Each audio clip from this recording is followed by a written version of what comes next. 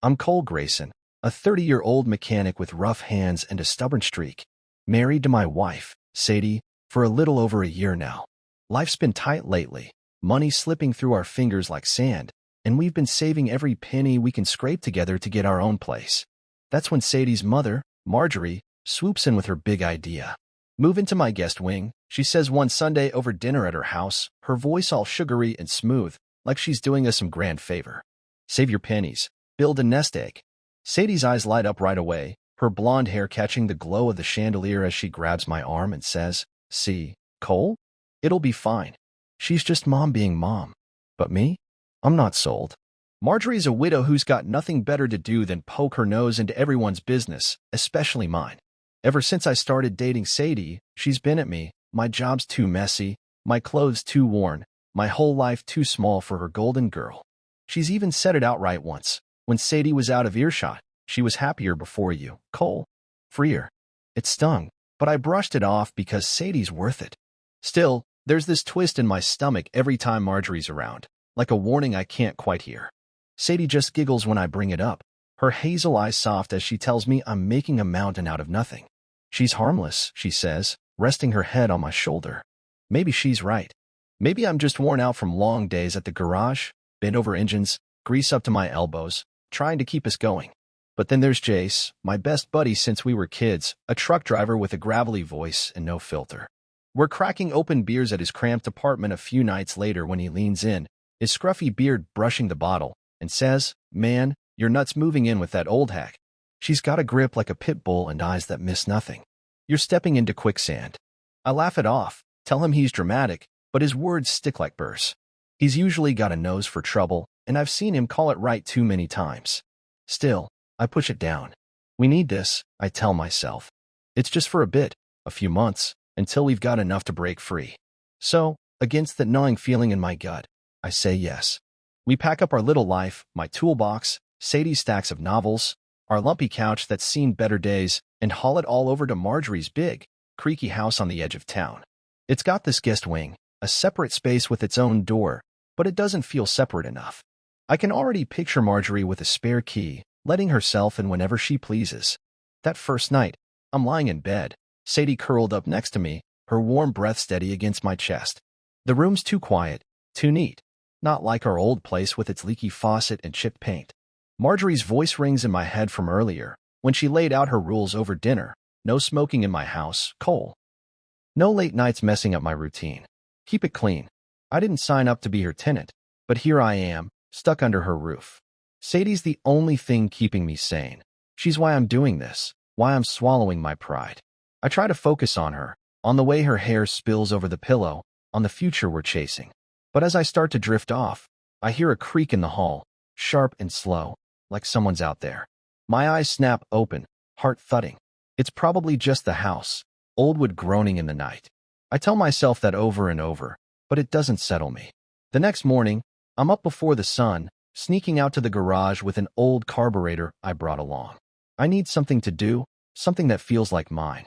Sadie's still asleep, but Marjorie's already up, clattering pans in the kitchen. Her voice floats out the window as I tighten a bolt.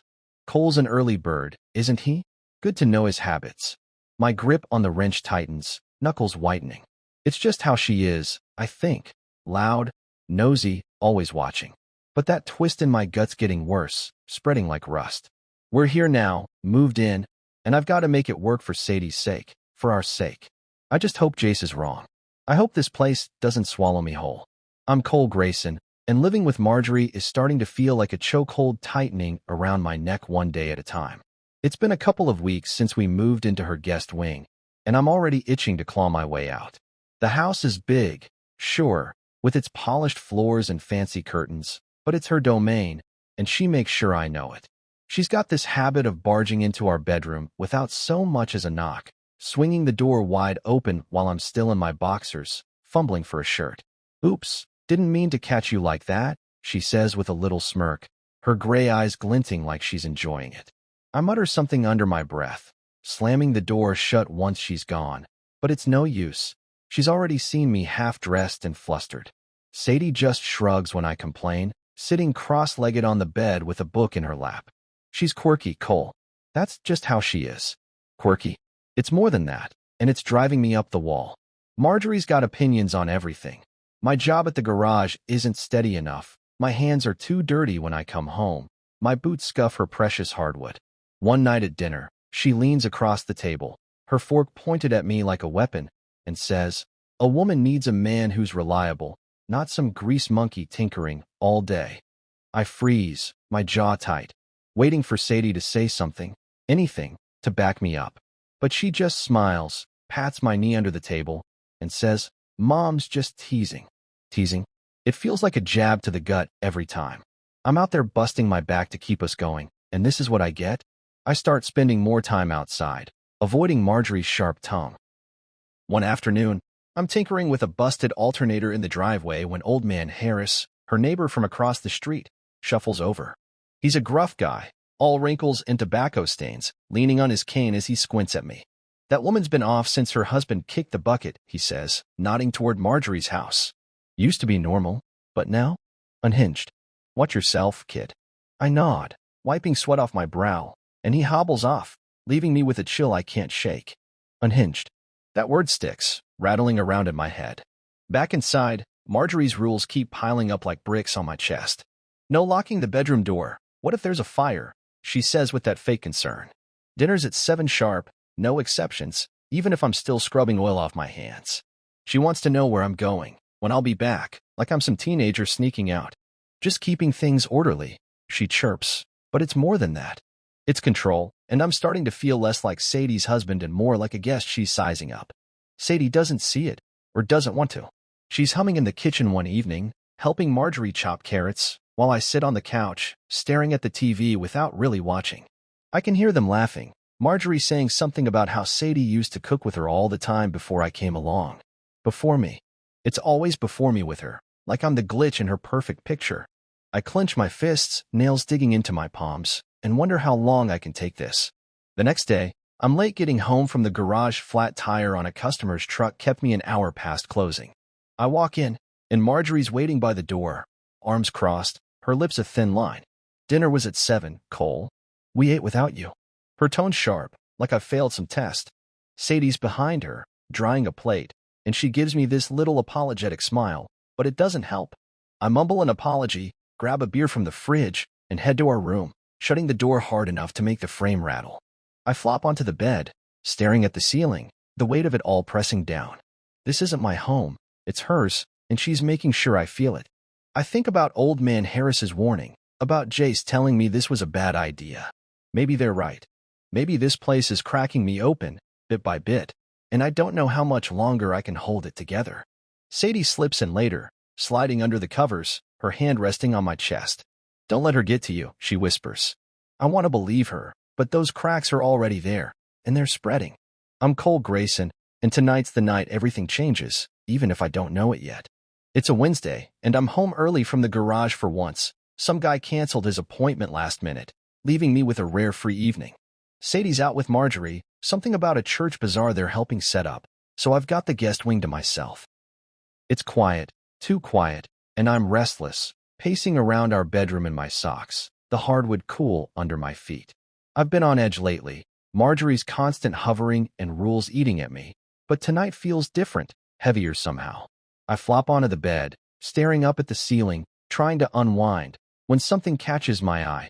A tiny red flicker in the smoke detector mounted above me. My heart skips, just a quick thud, and I sit up, squinting at it. It's gone. Then there it is again, a faint blink, like a heartbeat in the dark. That's not right. Smoke detectors don't blink red. They've got steady green lights, maybe yellow if the battery's low. I've fixed enough junk in my life to know this isn't normal. My pulse picks up, a steady drum in my chest. As I drag a chair from the corner and climb up, my socks slipping a little on the seat. I grab a screwdriver from my toolbox. Always keep it close, habit from the garage, and unscrew the plastic cover, my hand steady but my mind racing. The cover pops off, and there it is, staring back at me. A little black lens, wires tucked neat behind it. A camera. A damn camera in our bedroom. My breath catches, and I nearly drop the screwdriver, my fingers shaking as I yank the thing out, ripping the wires free. It's small, no bigger than a quarter, but it's real, and it's been watching us, watching me, watching Sadie, watching everything. My stomach twists while rising in my throat, and I jump down, the chair wobbling behind me. Who put this here? My mind's spinning, but I don't stop. I start tearing the room apart, fueled by this mix of panic and fury I can't name. I shove the dresser aside, scraping the floor, and there's another one, tucked behind a loose panel, its lens glinting like an eye. I rip it out, toss it on the bed next to the first. Into the bathroom, our bathroom, where I've showered, where Sadie's brushed her teeth, and I'm on my knees, peering into the vent. Sure enough, another red light blinks back. 3 cameras. 3 sets of eyes in our private space, recording God knows what. My hands are trembling now, sweaty as I clutch the vent cover, my brain screaming one question. Who?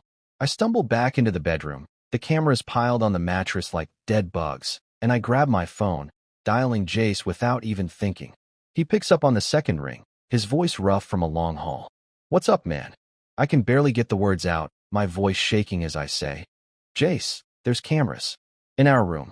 Someone's been watching us. There's a pause, then he's all fire. What the hell? Get out, Cole.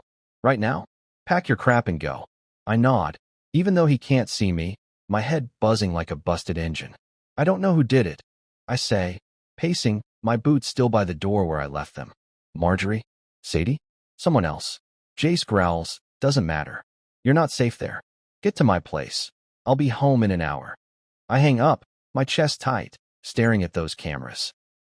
Part of me wants to bolt, just like he said, grab my keys and run. But another part, the stubborn part, needs answers. Who's behind this? Marjorie's got the run of the house. She could have done it. Easy. She's always in our space, always meddling. But Sadie? My wife? No, she wouldn't. Would she? I sink onto the bed, the springs creaking under me, and run my hands through my hair, tugging hard. We've slept here, argued here, lived here, and all that time, someone's been watching. My skin crawls, every memory tainted now. I think about smashing the cameras, stomping them into bits, but I stop myself. They're evidence, proof of this sick invasion. I shove them into a drawer instead, slamming it shut, and sit there, breathing hard. Sadie and Marjorie will be back soon, laughing and carrying on like nothing's wrong, and I've got to face them. I've got to know. Jace is right. I'm not safe here, but I can't just run yet. Not until I figure out who's been staring through those lenses, and why. I'm Cole Grayson, and I'm standing in the kitchen of Marjorie's house, my blood boiling hotter than a seized engine as I wait for Sadie and her mother to walk through the door. It's been an hour since I found those cameras, 3 of them, hidden in our bedroom and bathroom, blinking at me like some twisted joke, and I've been pacing ever since, the little black devices burning a hole in my pocket. I didn't leave like Jace told me to, not yet. I need answers, and I'm not running until I get them. The clock ticks past 8 p.m., and I hear the front door creak open, followed by Sadie's laugh, light and carefree, mixing with Marjorie's lower, smug tone. They're chatting about the bazaar, something about tablecloths and how much they raised, like it's just another normal night. My hands clench into fists, nails digging into my palms, and I step into the doorway, blocking their path. They stop short, Sadie's smile faltering as she sees my face, Marjorie's eyebrows lifting like she's surprised I'm still here. Cole, you okay? Sadie asks, her voice soft, but I don't answer. I reach into my pocket, pull out the first camera, the one from the smoke detector, and slam it onto the counter with a loud clack. What's this? I say, my voice low, shaking with rage.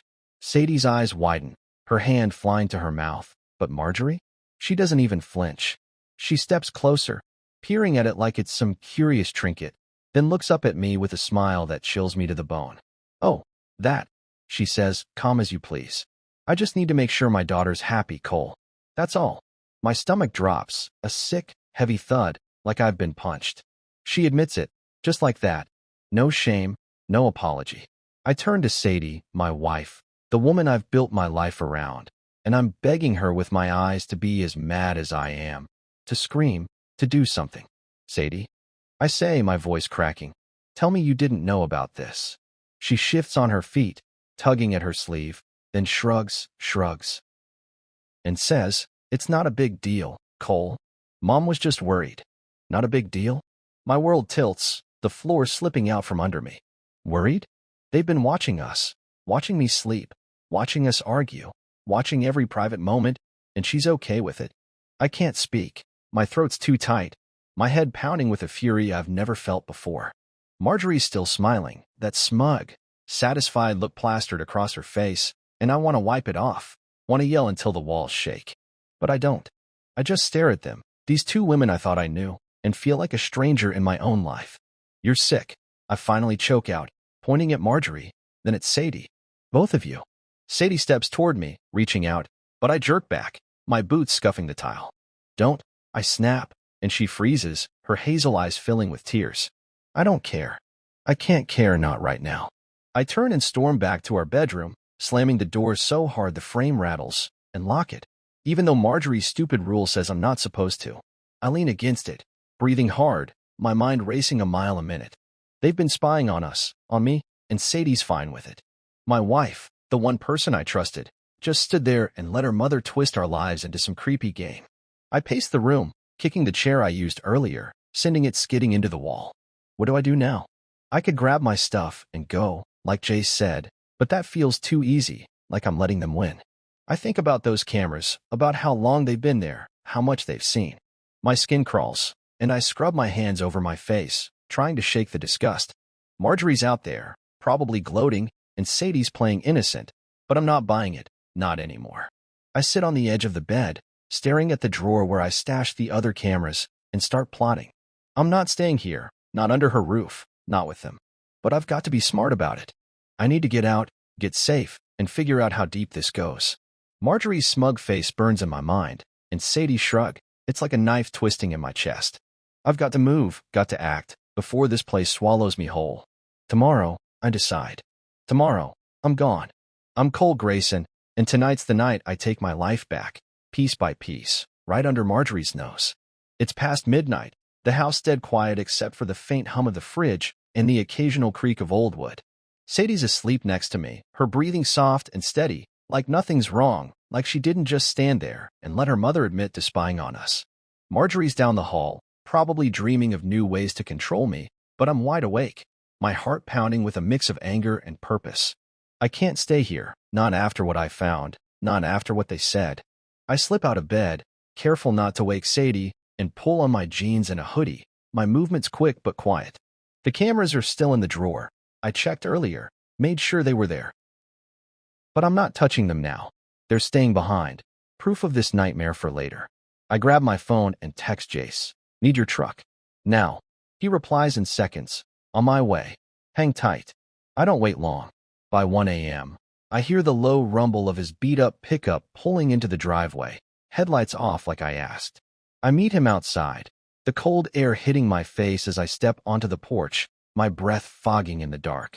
Jace doesn't say much, just nods, his scruffy beard catching the moonlight, and hands me a spare key to the truck.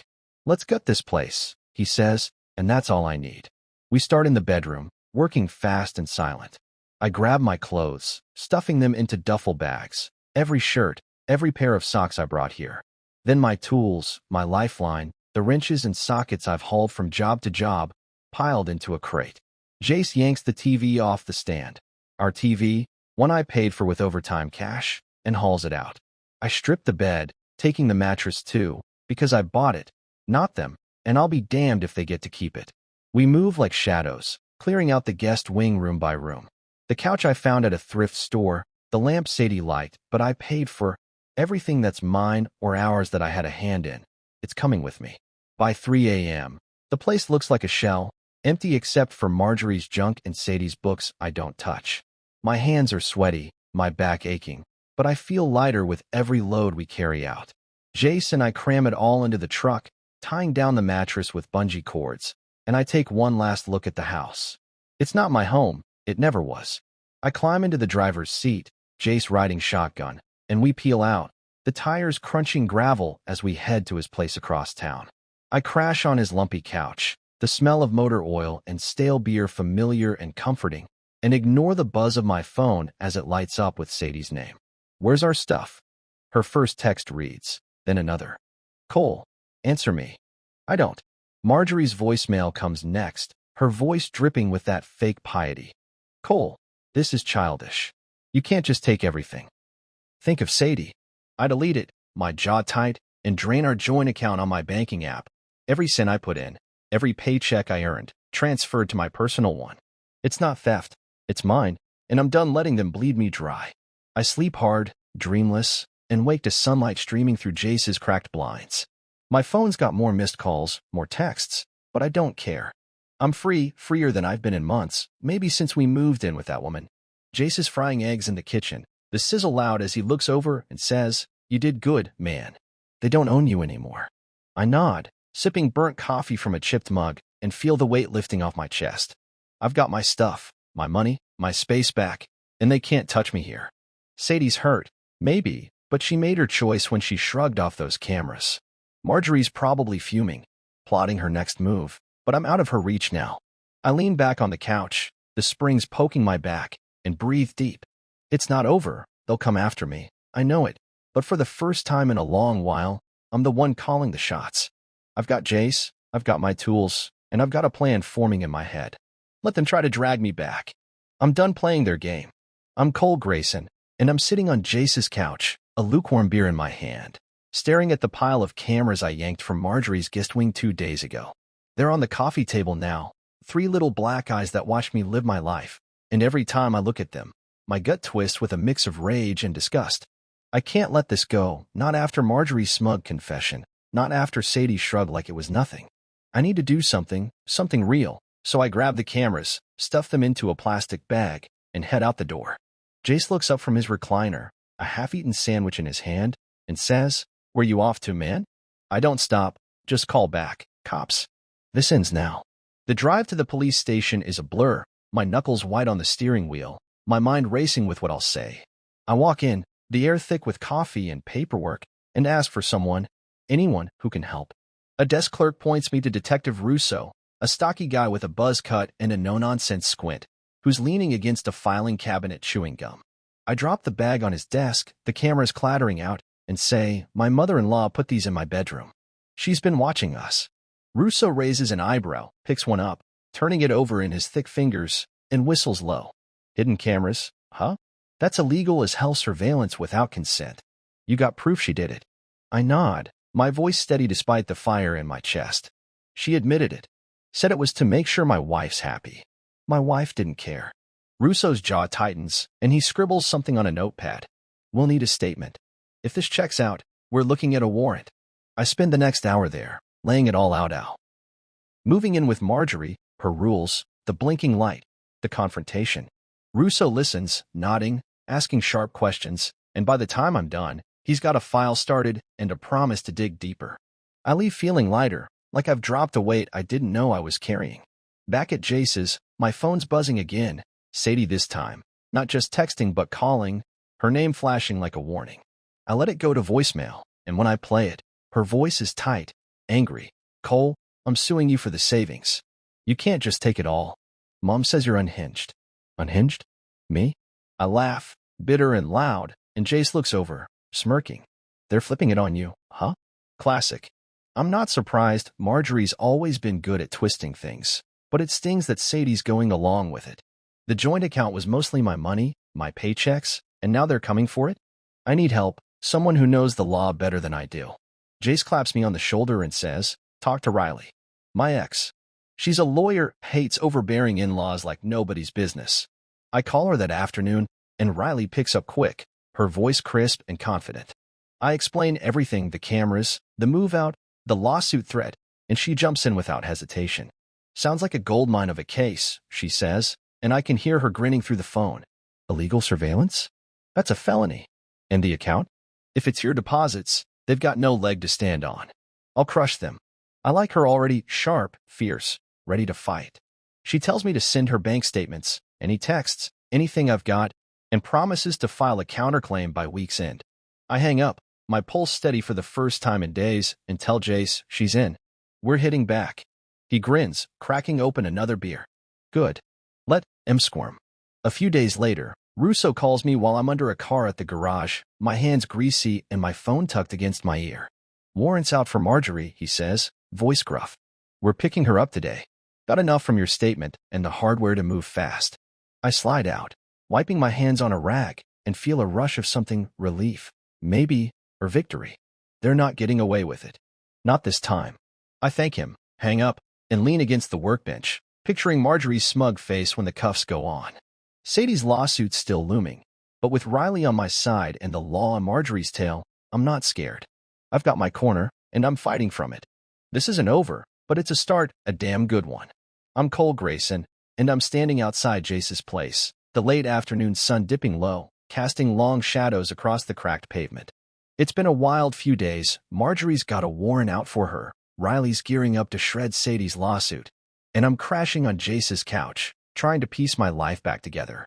But right now, I'm frozen, staring at Sadie as she climbs out of her beat-up sedan, parked crooked in Jace's driveway.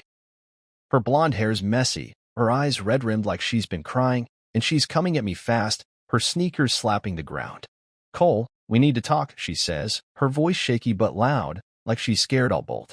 I don't want to hear it, not after everything, but she's here, and I'm too tired to run.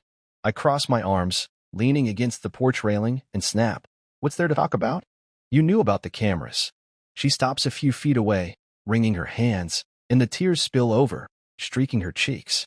"It's a misunderstanding," she says, her voice cracking.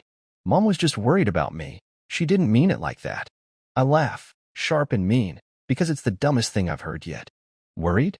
She put cameras in our bedroom, Sadie. And you shrugged it off. Don't play dumb with me."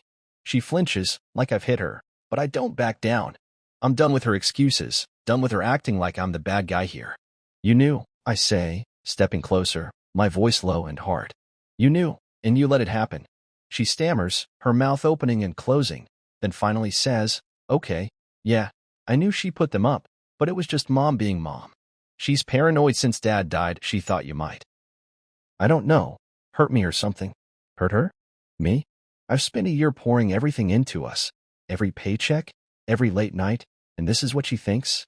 My chest tightens, fury bubbling up, and I turn away, pacing the porch, trying to keep from exploding. "You're unbelievable," I mutter, dragging a hand through my hair. "You let her spy on us because you thought I'd hurt you? What the hell, Sadie?" She's crying harder now, hugging herself, but I'm too far gone to care. I'm about to tell her to leave when my phone buzzes in my pocket. It's Russo, the detective, and I answer, holding up a hand to stop Sadie's sobbing. "Grayson," he says, his voice gruff over the line. "We've got Marjorie in custody, picked her up an hour ago. But here's the thing, the footage from those cameras? It's gone. Wiped clean at 3:05 a.m. the night you moved out." I freeze, my breath catching. "Wiped? How?" I ask, glancing at Sadie, who's gone still, watching me with wide eyes. Russo grunts. "Someone accessed the system and deleted it. Marjorie was snoring in bed. We've got a neighbor who heard her through the wall." "But your wife? No one saw her that night after you left." My skin crawls, a cold shiver running down my spine. I hang up, staring at Sadie, and the pieces start clicking together, ugly and sharp. "You were awake," I say, my voice barely above a whisper. "That night, 3 a.m., you wiped the footage." Her face pales, her lips trembling, and she shakes her head fast. "No, Cole, I didn't, I swear." But she's lying. I can see it in the way her eyes dart away, the way her hands twist tighter. "Why?" I demand, stepping closer, towering over her. "What was on there you didn't want me to see?" She backs up, stumbling over the porch step, and says, "Nothing. I didn't want Mom to get in trouble. It's weak, too weak, and I don't buy it." My mind's racing back to all those nights. Her getting up, saying she couldn't sleep, pacing the hall. What was she hiding? Was it just Marjorie's paranoia, or something worse? I grab my keys from the railing, brushing past her, and say, "Stay away from me, Sadie. I'm done." She calls after me, her voice breaking, but I'm already in Jace's truck, peeling out, the engine roaring as I head to the garage. I need space, need to think. Russo's words echo in my head. 3:05 a.m., Sadie awake, the footage gone. My skin's prickling, my stomach churning with a dread I can't shake. She wasn't just in on it. She was covering something up, something big enough to risk everything. I grip the wheel, my knuckles white, and wonder what the hell I married into. Whatever it was, it's not over, not by a long shot. I'm Cole Grayson, and I'm sitting in the garage break room, a cold cup of coffee in my hands, staring at the wall like it's got answers I can't find. It's been a day since Sadie cornered me at Jace's. Her teary lies still ringing in my ears, and Russo's call about the wiped footage has me on edge. I can't stop picturing her awake at 3 a.m., sneaking around while I was hauling our stuff out, deleting whatever those cameras caught. What was she hiding? My head's a mess, jumping between anger and this sick curiosity I can't shake. I'm mid-sip when my phone buzzes. Russo again. Grayson, he says, sounding almost excited. My tech guys pulled something off one of those cameras. A partial clip, night vision, timestamp 2:42 a.m. that night. You're going to want to see this. My heart kicks up, thudding hard, and I'm on my feet, grabbing my keys. I'm there in 10, I say, and hang up, already halfway to my truck. The station's busy when I roll in, cops shuffling papers, phones ringing. But Russo waves me straight to a back room with a couple of monitors and a skinny tech guy tapping at a keyboard. Here's what we got, Russo says, nodding at the screen as the tech hits play. The grainy green glow of night vision fills the display, and there I am, sprawled on our bed, fast asleep, my arm flung over the pillow. It's eerie, seeing myself like that, vulnerable and clueless, but then Sadie comes into frame. She's awake, sitting up slow, her blonde hair a pale smear in the dark. She swings her legs off the bed and stands, staring down at me. Just staring, her face blank, unreadable. My chest tightens, a cold knot forming, because it's not normal, not the Sadie I know. She stays there, seconds ticking by, then steps out of frame, and the clip cuts off. That's all we could salvage, Russo says, leaning back in his chair. Rest got corrupted when it was wiped. I can't speak, my throat dry, my eyes locked on the frozen image of her empty spot on the bed. What the hell was she doing? I mutter, more to myself than him. Russo shrugs, chewing his gum. Could be nothing, could be something. She look off to you. Off? She looked like a stranger, like someone I'd never met, standing over me like that. I nod, slow, and say, yeah, real off. Back at Jace's, I'm pacing his living room, the clip replaying in my head. Sadie's awake, watching me, then gone, right before the footage gets erased. My skin's crawling, every nerve on fire, and I call Riley, my lawyer, spilling it all. She's stalking me now too, I add, showing up at the garage, outside here. I want her gone. Riley's all business, her voice sharp. That's enough for a restraining order. I'll file it today, keep her away legally. This clip? It's creepy, but it's not proof yet. We need more. I agree, hanging up, but I'm not waiting around.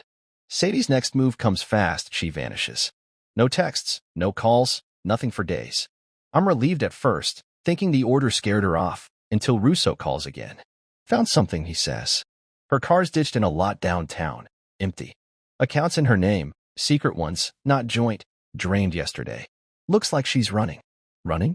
My head spins, and I grip the phone tighter. From what? I ask. Us, he says, or whatever she's hiding. We're tracking her, but she's got cash we didn't know about. Tens of thousands. Tens of thousands? We were scraping by, or so I thought. Where'd she get that? I'm reeling, sitting hard on Jace's couch, when it hits me. She wasn't just complicit with Marjorie. She was the one pulling strings. Marjorie's in cuffs, swearing she acted alone. But Sadie's the one with the money, the one who wiped the footage, the one who stood over me that night. My stomach churns, a mix of betrayal and fear, because I don't know her, not really. I tell Jace everything, and he's pacing too, fists clenched. She's a damn snake, man. What was she planning? I don't know, but I'm sure of one thing. That clip, her staring at me, it wasn't worry or love. It was something darker, something I missed all along. Riley's order goes through, but Sadie's already a ghost, and Russo's digging deeper. I'm left wondering how I slept next to her for a year, how I didn't see it. Whatever she's running from or to, I'm not safe until I know the truth. I'm Cole Grayson, and I'm lying on a lumpy mattress in my new dive apartment, a cheap place I snagged after leaving Jace's, staring at the water-stained ceiling as the clock ticks past midnight. It's been 2 weeks since Sadie vanished, 2 weeks since Russo found her ditched car and those secret accounts, 2 weeks since that creepy night vision clip of her staring at me burned itself into my brain. The restraining order's in place, Marjorie's still in custody, and I'm trying to start over, but I can't shake the feeling she's out there, lurking. My new place is a one-room dump, peeling paint, a noisy radiator, a single window overlooking a flickering streetlight. But it's mine, and that's enough for now. I've got my tools stacked in the corner, a folding chair, and a mattress on the floor, all I could afford after draining my savings to get free of her. I'm half asleep, the hum of the city outside lulling me, when my phone buzzes on the crate I'm using as a nightstand. Unknown number. I groan, figuring it's a spam call, but something makes me pick it up. I swipe to answer, and her voice slithers through the line, low and smooth, like a snake in the dark. Hey, Cole. My heart stops, then slams into overdrive, and I bolt upright, gripping the phone so hard my knuckles ache. Sadie? I say, my voice rough, barely hiding the shock. What do you want? She laughs, a small, bitter sound, and says, missed me, huh? I bet you're wondering where I've been. I don't answer, just listen, my free hand clenched into a fist on my knee. She keeps going, her tone shifting, colder now. It was never about Mom, you know? I needed proof you'd fail me. That's what the cameras were for. My head spins, her words hitting like a punch. Proof I'd fail her? What the hell are you talking about? I snap, standing now, pacing the tiny room. She sighs, like I'm slow to catch on, and says, I wanted you to cheat, Cole. To give me something, leverage, a reason to walk away clean. Mom was just the fall guy, the excuse. But you were too loyal. Too damn good. So I had to push you. I stopped dead, my breath catching, the room closing in. Cheat. Leverage? She set me up, her and those cameras, to trap me, to make me the bad guy so she could, what? Take everything? Run off with that secret cash? My voice shakes with rage as I say, you're insane. You watched me sleep, you wiped the footage. What was on there, Sadie? What were you really after? She's quiet for a second, then says, doesn't matter now. You're out, I'm out. We're done. But it does matter. It matters more than anything. I'm about to demand answers when she hangs up, the line going dead, leaving me staring at the screen, my pulse pounding in my ears. I call Russo right away, my hands shaking as I dial. She just called me. I tell him, pacing again, my boots thudding on the thin carpet. Sadie said she wanted me to cheat, used the cameras to set me up. Traced the number yet. Russo's voice is calm but tight. Unknown number's tough, probably a burner. Give me the time. She might have slipped up. We'll check motels, cash transactions. Those accounts we found? She's been moving money, but we've got a lead. Sit tight. I hang up, my mind racing. A burner phone, a motel, she's close, maybe, or just taunting me. I tell Jace next, calling him as I check the locks on my door, the window, paranoia creeping in. She's playing games, he says, angry now. Stay sharp, man. She's desperate. Desperate or not. Her words claw at me. Too loyal. Had to push you. She wanted me to break, to give her an out, and when I didn't, she ran anyway. I sit on the mattress, head in my hands, trying to piece it together. The clip. Her standing over me, was that her waiting for me to mess up? Or something worse? Russo calls back an hour later, his voice gruff. Traced it. CD motel off Route 12, paid in cash, but the clerk ID'd her. We're moving in. I'm on my feet, grabbing my jacket. I'm coming, I say. I need to face her. He hesitates, then says, fine. Meet us there. But you stay back. Let us handle it. I agree, but my blood's up, rage and hurt mixing into something I can't control. She's not getting away, not after this. I'm done being her pawn. I'm Cole Grayson, and I'm pulling into the gravel lot of a rundown motel off Route 12, the neon sign flickering vacancy in the dark like a taunt. It's past 2 a.m., the air cold and sharp, and my truck's headlights catch the glint of police cruisers parked near the far end, Russo's team already in position. My hands are tight on the wheel, my chest a knot of fury and nerves after Sadie's call, her voice still echoing in my head, admitting she set me up, wanted me to fail, used me like some piece in her twisted game. Russo told me to stay back, but I can't, not after everything. I need to see her, need to look her in the eye when they take her down. I park near the edge of the lot, cut the engine, and step out, my boots crunching on the stones as I spot Russo by a rusted railing, his buzz cut sharp under the floodlights. He sees me, frowns, and waves me over, his voice low. You're here, fine, but you don't move until I say. She's in room 9, alone. Clerk confirmed it. I nod, my jaw tight, and follow him to the shadows near the building, where 2 other cops are crouched, radios crackling. The motel's a dump, peeling paint, busted windows, the kind of place you hide when you're running out of moves. My eyes lock on room 9's door, the faded number crooked, and I picture her inside, smirking like she's still in control. Russo signals his team, and they move fast, fanning out, guns drawn but low. I stay put, my heart hammering, watching as he knocks hard, barking, "Police! Open up!" There's a shuffle inside, a shadow crossing the curtain, and then the door creaks open. Sadie steps out, her blonde hair tangled, her hazel eyes wide but not scared, defiant, like she's been waiting for this. She's in a hoodie and jeans, hands up slow, and her gaze finds me across the lot. "Cole," she says, her voice carrying, a smirk tugging at her lips. "You think you beat me?" My blood boils, and I step forward before Russo grabs my arm, holding me back. "Easy," he mutters, but I'm shaking, every word she said on that call fueling me. "You're done, Sadie," I yell, my voice raw. "No more games." She laughs, sharp and cold, as the cops close in, cuffs glinting in the light. "I'll always be in your head," she says, locking eyes with me even as they grab her wrists. "You'll never shake me." They cuff her, one cop reading her rights, fraud, illegal surveillance, the list piling up, while she keeps staring, that smirk never fading. Russo nods at me, letting go, and I walk closer, stopping a few feet away as they lead her to a cruiser. "Why?" I ask, my voice breaking despite myself. "Why me?" She tilts her head, like it's obvious, and says, "Because you were easy to break. Or I thought you were." The cop shoves her into the car, the door slamming shut, cutting off whatever else she might have said. I stand there, breathing hard, watching the red and blue lights flash across her face through the window until they pull away. Russo claps my shoulder, saying, "She's gone, Grayson.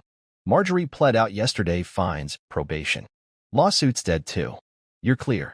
Clear. It should feel good, but it doesn't, not yet. I drive back to my apartment, the road blurring past, Sadie's words looping in my head, "Always in your head." She's right. I can still feel her, like a shadow I can't outrun. I crash onto my mattress, the radiator clanking, and stare at the ceiling, checking the corners for no reason, paranoia creeping in. She's locked up, Marjorie's neutered, but I'm rattled, jumping at every noise. Jace calls the next day, telling me to come over, and Riley stops by too, her sharp grin of comfort. "You won, Cole," she says, handing me a beer. "They've got nothing left." Jace nods, adding, "She's a psycho, but she's done." I try to believe them, sipping the beer, letting their voices anchor me. Days turn into nights, and I'm back at the garage, wrench in hand, building something normal again. But alone, in the quiet, I check the shadows, her smirk flashing in my mind. She's locked away, but her type doesn't quit. They wait. I've got Jace, Riley, my own space now, and I'm watching too, ready for whatever comes next. She wanted me broken, but I'm still here, and that's my win for now.